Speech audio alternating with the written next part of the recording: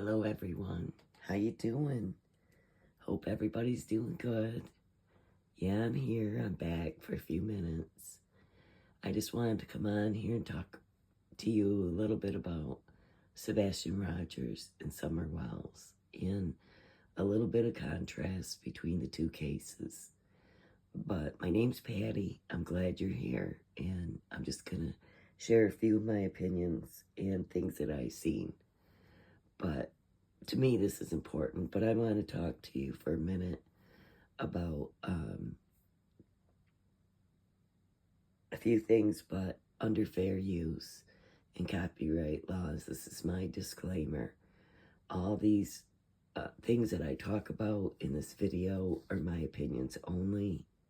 They don't prove that anyone's guilty or innocent, and I'm not trying to say for definite sure, but I have my suspicions of people and my opinions. So anyways, don't take them as fact because everyone's innocent until proven guilty, okay? So that's my disclaimer. And that under copyright laws and fair use, I'm just sharing a small clip, and this is from the Nashville news station of Katie and Chris doing an interview with the news, talking about Sebastian early on. But I just want you to listen to this, which I know you've heard it. You may have heard it a dozen times. I just want you to hear this for a second, and then I'm going to go on to something else. Okay, let's listen to this for a minute. This is Sebastian's mother, so listen. I don't know why. I don't know why he walked out that door. Okay, that's all I wanted to say here about Katie for a minute. Now,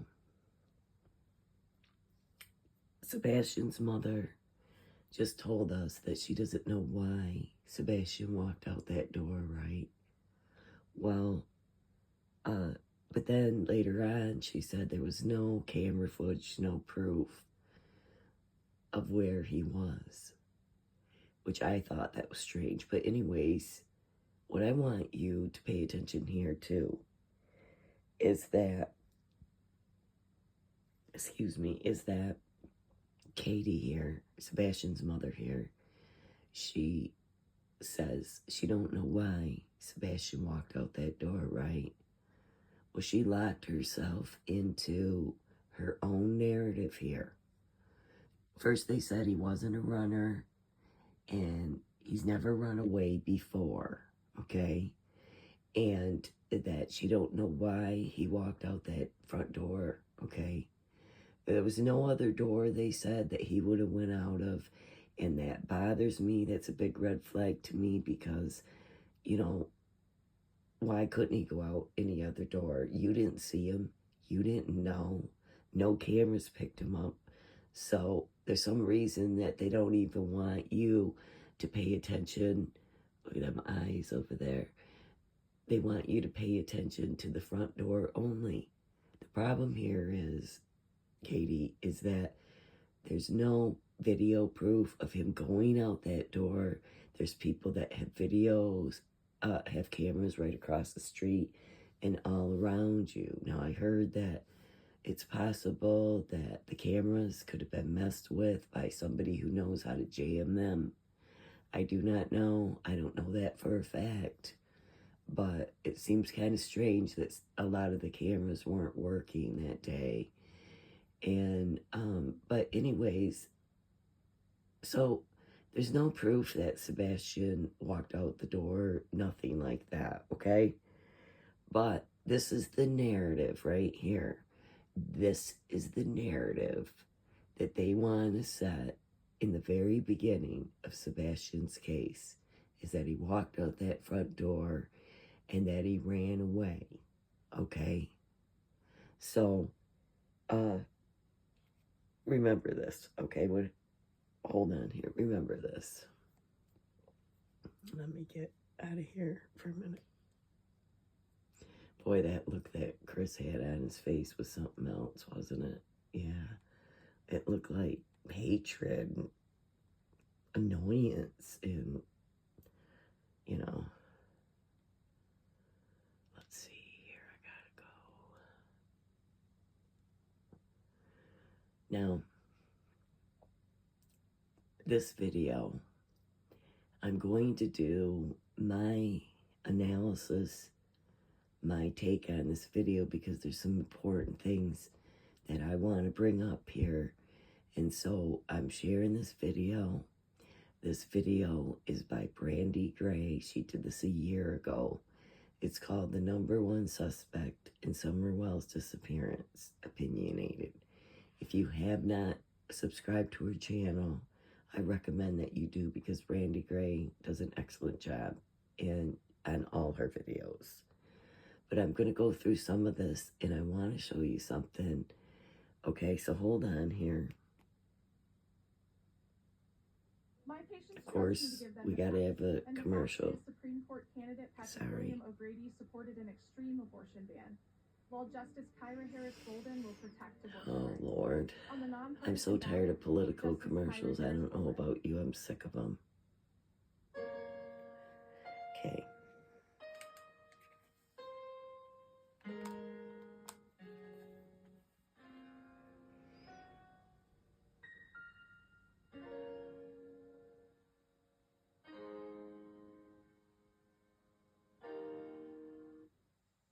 During a press conference, TBI tells us that Summer Wells is last seen outside of her home at one. Okay, this Summer Wells, she went missing when she was 5 years old from this house at 110 Ben Hill Road in Rogersville, Tennessee. She went missing, supposedly, out this back door from her basement. If you can see this back door here, if you're new to the Summer Wells case, that's the back door to their basement where Summer Wells slept and had to stay there a lot. But anyways, her mother said that everybody was locked in the house when she left, all the boys. She also said that her daughter went missing from the basement. That's the last place that she knew where Summer went, and the boys, her brothers, knew where Summer went. Summer Moon Utah Wells, has been missing for 3 years. No sight, no new clues, no nothing. It's been a bunch of bullcrap in this case, same way it is with Sebastian Rogers. But right now, I want to talk to you about this, and I'm just going to show you and discuss, stop it here and there, okay? So let's get into this. I am going to back it up just so you can hear that again. During a press conference, TBI tells us that Summer Wells is last seen outside of her home at 110 Ben Hill Road. Sorry, turn it up a little bit. So they say that Summer Wells was last seen outside her home, okay? But her mom and dad tells us that she went missing from inside the basement. Shortly after 11 a.m. on June 16, 2021, TBI changed the endangered child alert to an Amber Alert. And they said that Amber Alerts are reserved for children who are in imminent danger. What led them to believe that Summer was in imminent danger? Where did this new information come from? Candace told the Roger Real Review that for some reason TBI did not believe that Summer was abducted. But Candace did not understand that. She said it didn't make sense to her because Summer wasn't there. So if TBI didn't believe that Summer was abducted, then what was it that they thought was causing her imminent danger?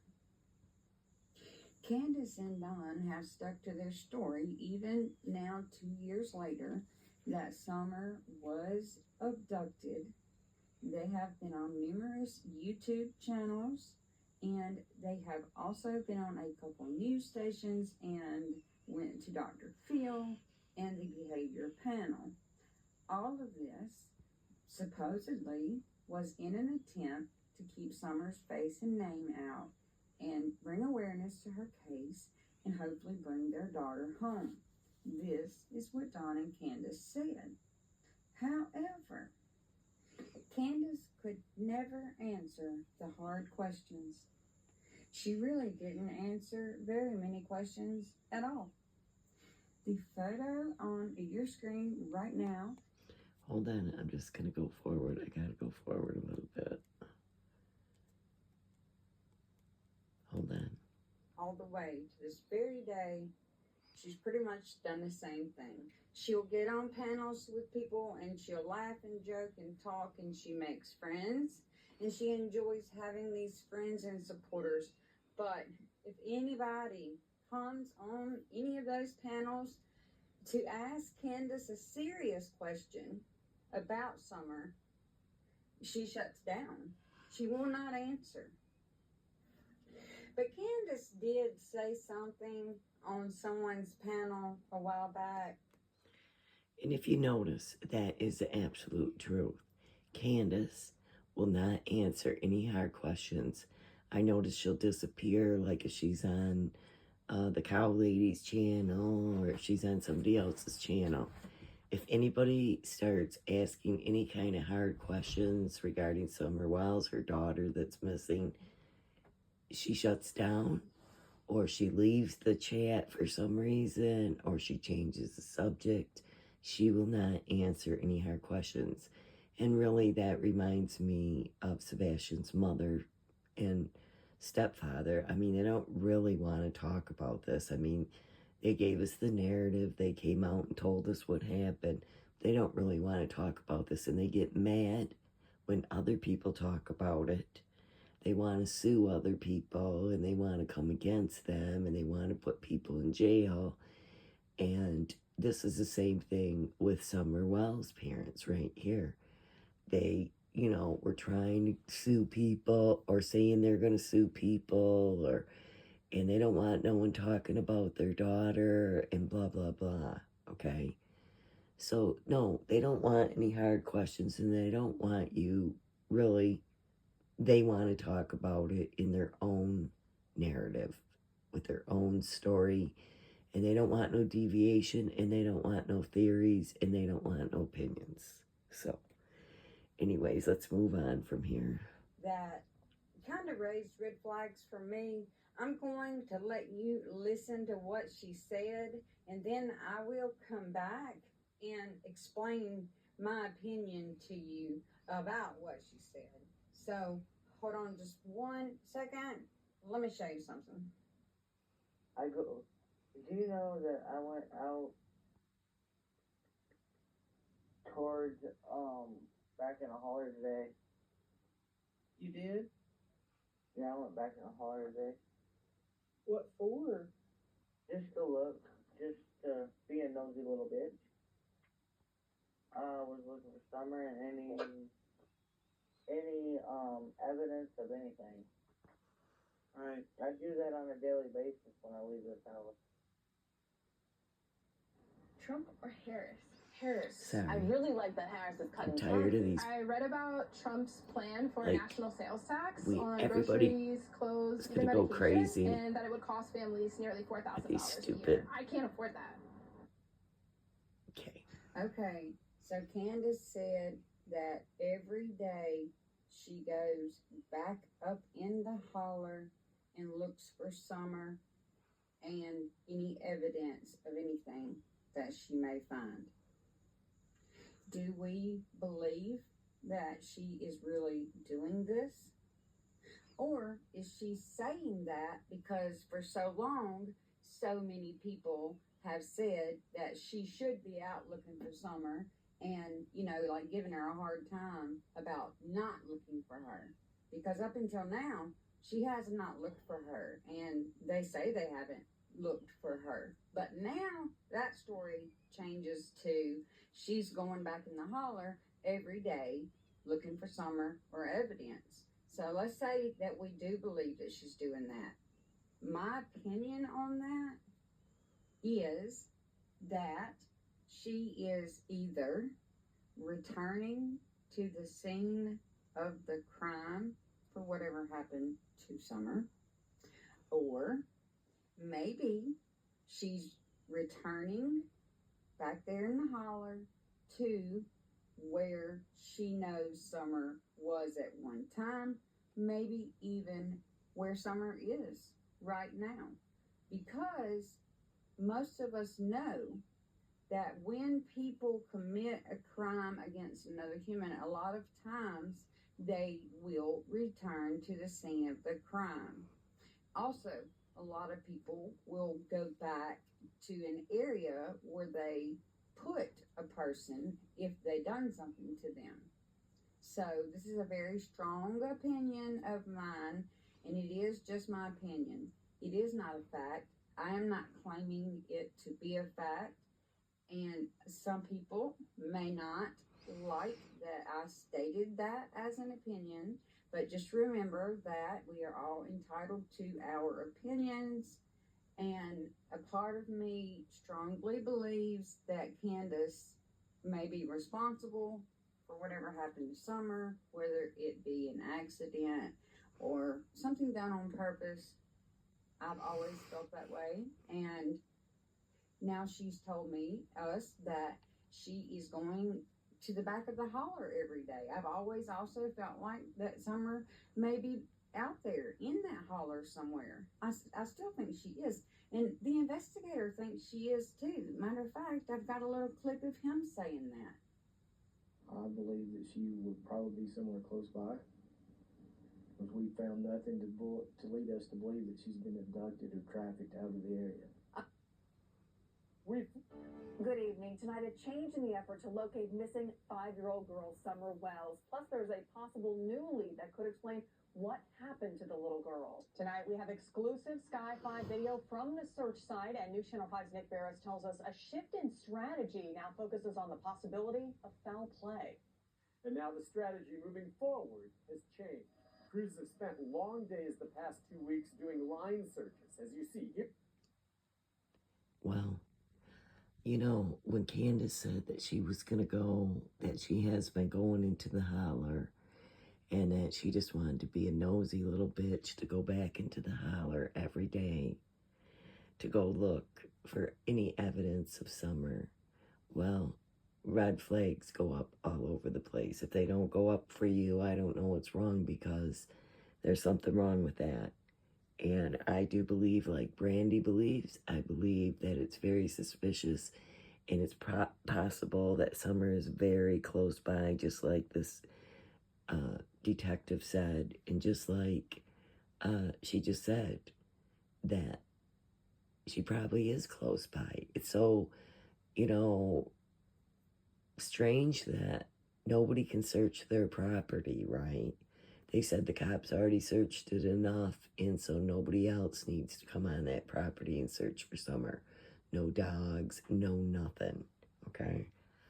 So, I do find that very strange, but we're going to go on here. They're in a field just across from the home. Others hit the woods using bloodhounds, but never finding the girl's scent. So the incident commander says crews are scaling back search operations to focus on more specialized searches. This comes as more attention goes to the possibility that Summer was the victim of foul play. Okay, so you heard the investigator say that he thinks that Summer is close by. And you also heard the news channel, Repeat Law Enforcement, saying that a new lead that they received made them change their strategy, and that they now believe Summer may have been the victim of foul play. Who do you think they believe is responsible for the foul play? Well, here's Candace again telling us that she's scared of falling down the stairs. And if I wasn't too scared to fall down the staircase, I'd go show you all for you. Alright, I don't want to fall in that big giant hole. Oh, really? But yeah. Summer had to go down there. I would fall and nobody would hear me scream for help. All the time. Well, could Summer have fell down the stairs? Something definitely happened this summer, June the 15th of 2021, and honestly, I don't believe that we have been told the truthful story. I don't even believe we've been told an accurate timeline. The next clip tells you about them being the center of the investigation. That tells me that TBI really believed that they were probably the main suspects. Almost immediately, Summer's parents became the center of a police investigation. Summer's parents, Candace and Dawn, had something to do with this, or have you ruled that out? We don't rule anything out. Everything's possible.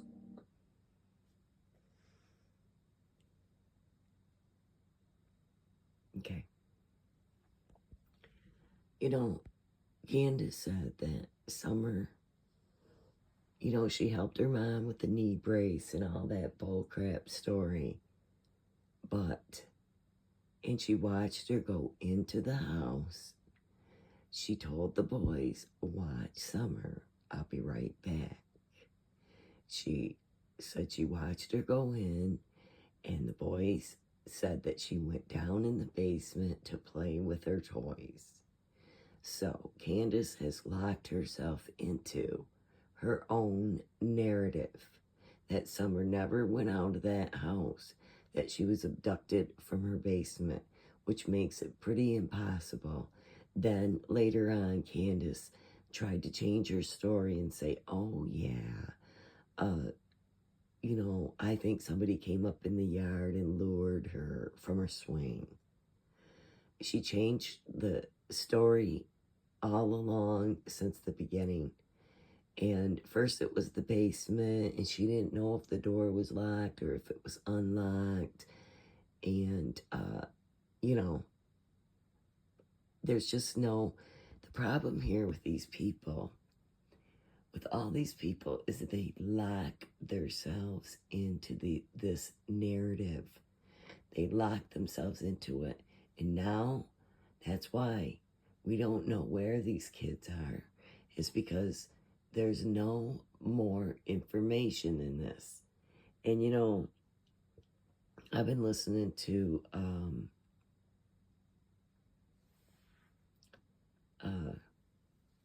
different interrogations by parents.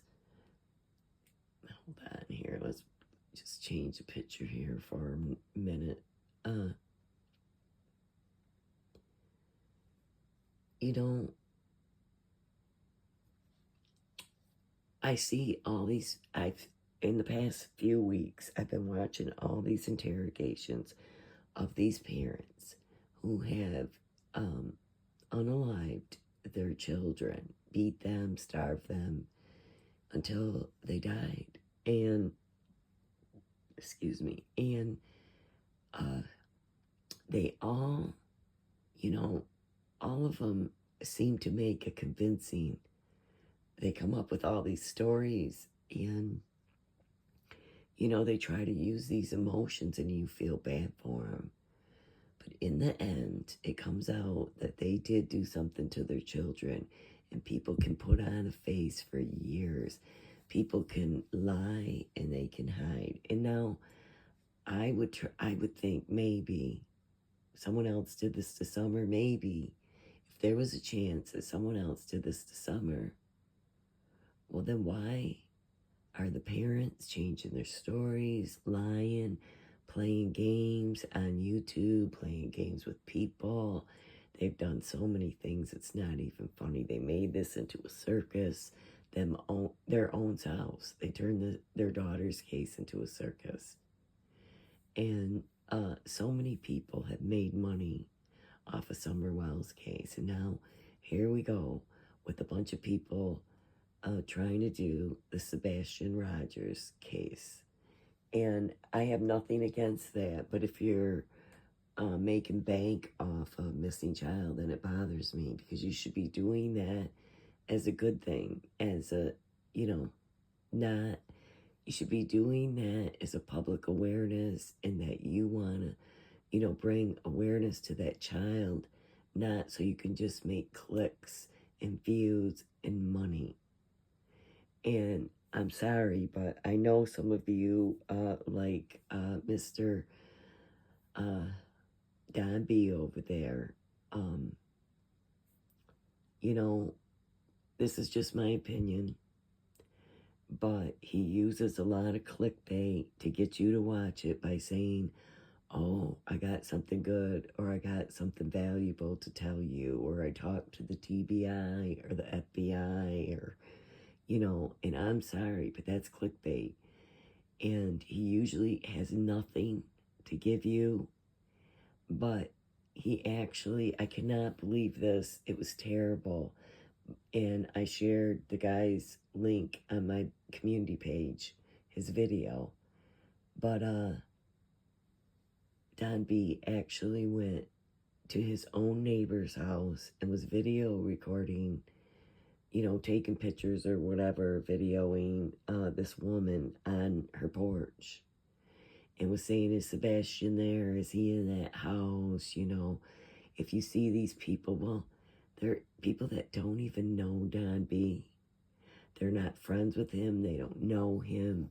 They don't even know who Sebastian Rogers is. And he's trying to say that maybe they have Sebastian Rogers.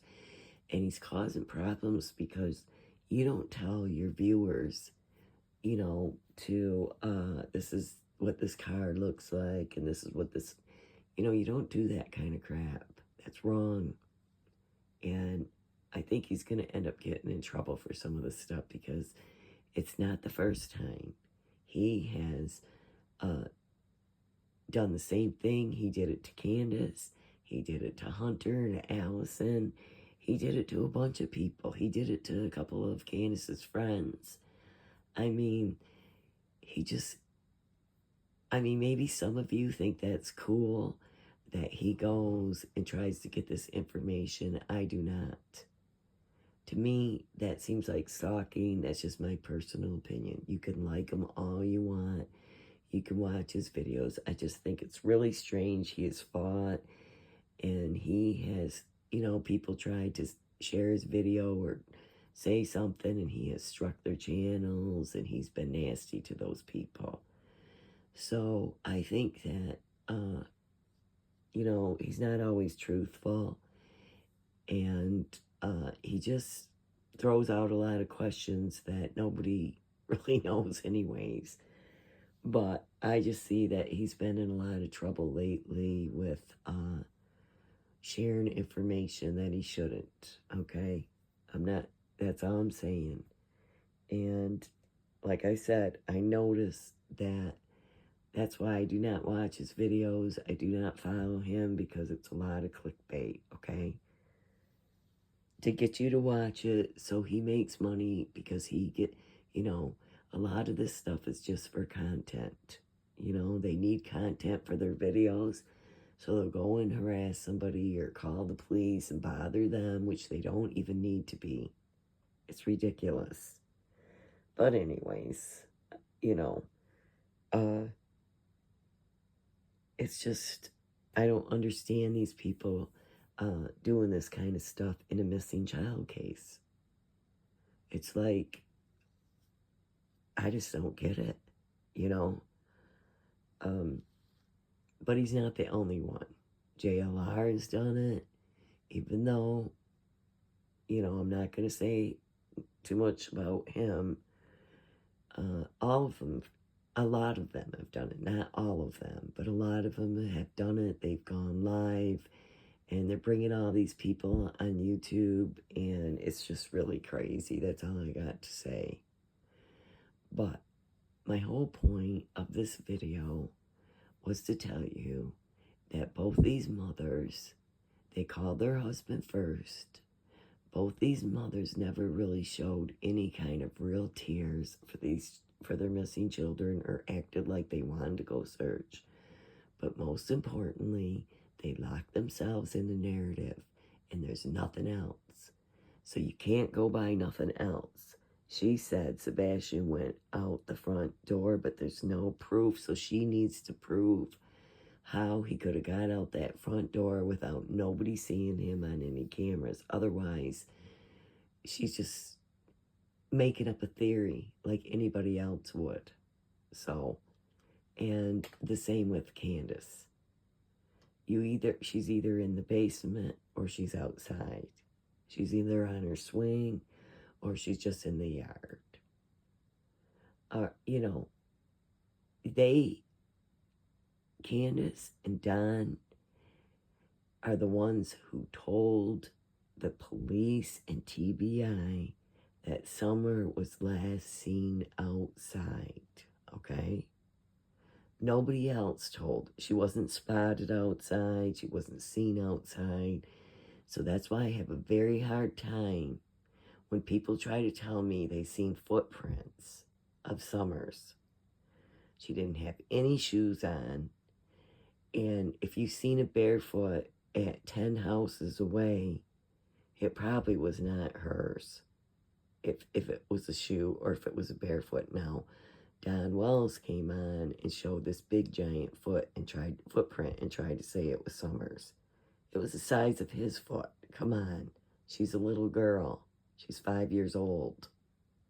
I know they put really big shoes on her that were too big for her, but the point is that there's no way that because she didn't wander. Even Candace and Don said she never wandered, she never left the yard. Sebastian's mother said he wasn't a runner. He didn't go running around the neighborhood. He didn't do anything like that. So, since they're both locked in a narrative, they need to both explain, and the TBI and the police, the sheriff, whoever, need to bring them in for questioning because there's no camera footage, there's no sighting, there's no scent, there's nothing, okay? So, and I do really hope that the TBI seen that vehicle that was parked on the road and the flashlights. I believe the original story that Nick Barris talked about, those flashlights, he seen them. He believed that's what they were. I believe that's what they were. And I believe someone was out either chasing Sebastian, looking for Sebastian, because maybe he did take off on them. But I believe they brought him right back and put him in a car and took him out of there. And this is just my opinions. It's not any fact. You know, I can't prove anything. I'm just saying this is my opinion. But I just wanted to come in and check with you guys, say hi, see how you're doing. I hope everybody's doing well. I'm still missing, Summer Wells. I'm still, constantly thinking about her, wondering where she is. The same with Sebastian now. I'm worried about him all the time. But unfortunately, I don't think he's with us anymore, and I don't think Summer's with us anymore. You can't go that long and no sign of life. No, it just doesn't happen. But, of course, we always hope and pray and wish that everything could be okay. But I don't think it's going to be, you guys, and I'm very sad about that. But here we are. We're going into another fall and another winter without summer, and now we're going into winter pretty soon without Sebastian. And I pray to God that they're found, both these kids are found, and that the person who did these terrible things to these kids, because somebody did something bad to these kids, that they are held accountable, and these children, Sebastian and Summer Wells, get justice. I pray that all the time, and I always pray, God, expose who did this, reveal where these children are, let someone find them in Jesus' name, and I hope you pray the same. But I'm thinking of you guys. I love you guys. I hope you're doing well. And we won't give up on Summer Wells, and we won't give up on Sebastian either. Keep praying and keep digging into this case, okay, you guys? If you got any good information or anything you want to share with me, leave it in the comment section. And please hit the like and subscribe button and leave your comments. It helps in the algorithm for this video to go out and to help me to grow. And I'm not monetized on this channel, so I'm not making any money off of anything. So, if you're new here, welcome. I really appreciate you. Thank you to all my subs and subscribers who are always so loving. And you're also leaving me really great comments all the time. Thank you. All right, you guys. Well, I hope you have a good weekend, and I'll talk to you soon, okay? All right. God bless.